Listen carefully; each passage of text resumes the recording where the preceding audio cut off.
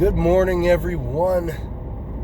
Today I'm going to talk about something that's a little dear to my heart and something I run across a lot. I could visit a lot of schools, and when I see them, some of them have multiple programs. A lot of them have traditional martial arts programs. We're going to talk about, does Jiu-Jitsu have a problem with respect and etiquette? Guys, my name is Bill Jones. I'm the head instructor of top-level martial arts in beautiful downtown Cuyahoga Falls. Black belt under Master Pedro Sauer. You're watching Professor's Corner. Listen, I want to hear your opinions on this. Do you feel like adults should have to say yes, sir, no, sir, bow to their instructors, stuff like that in Brazilian Jiu-Jitsu? And if you do, did you do traditional martial arts first? And maybe after you hear what I have to say, what do you think about it now? So let's go back to where that kind of stuff comes from. I'm going to call that stuff militant type respect. So I'm not talking about like a general bowing. Like if you're in Japan, bowing is just what they do, right? They don't shake hands, they bow. So I'm not talking about just bowing as like a respectful thing, but it's also meant to be an acknowledgement of your elders, just a sign of respect generally.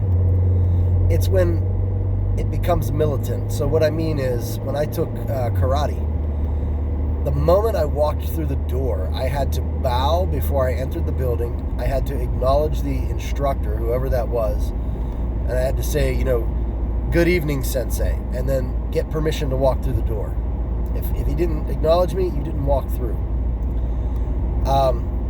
So now we're talking about very militant, almost cult-like, in my opinion, cult-like stuff. So this is more than just showing respect. Same thing, to get on the mat, you had to bow, you had to be acknowledged, then you could get on the mat.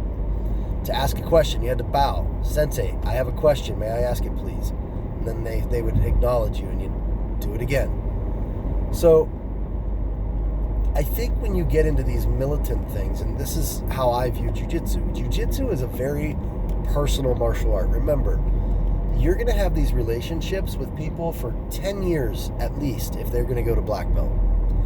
And if they're always militant relationships like that, they're never a true, real relationship, which keeps a distance, which means you're not going to get people to black belt. It's that simple. Like, you don't get someone to black belt without being friendly with them in Brazilian Jiu-Jitsu. Like, you don't have to be hanging out every day, but they have to be comfortable enough to approach you and ask you deep, meaningful questions. And when someone has to go through all the rigmarole and etiquette of asking permission to ask you a question, I think it becomes a little bit too militant at that point. And it's really hard for most people to get through those barriers. Remember that militaries use the etiquette they do to avoid questioning, right? Because I am the officer, you are the NCO, you will give this order, right? That's how it works. Like, it's not a question. If the officer says, I need 5 men to storm that position, the NCO can't be going, let's use 4 men instead. Why don't we do that? Dude, that position needs to go out. You need to just move. It's not time to ask questions there. So that's an important thing that I think a lot of traditional martial artists don't understand, is that kind of etiquette will make it hard both for you to learn and for your students to learn, because now they don't have the same level of openness with you to ask you questions and stuff.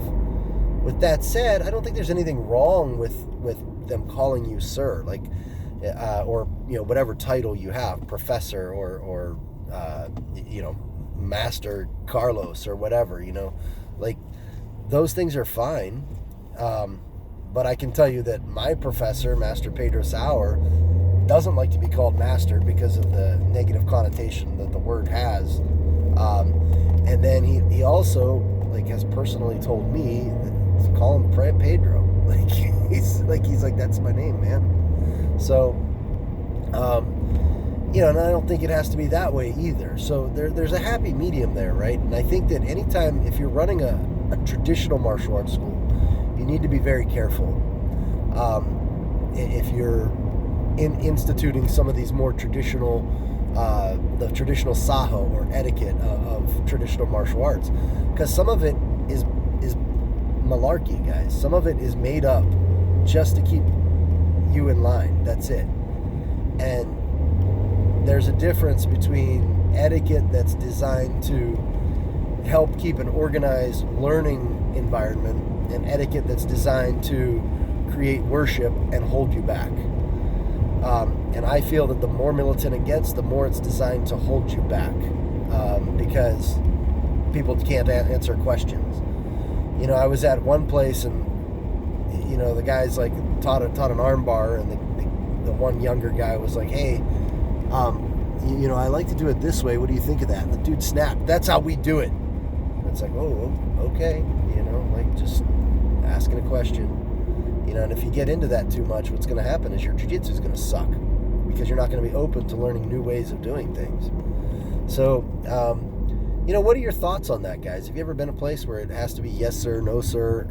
You have to bow to the instructor every time you see him. You have to ask permission to enter the door.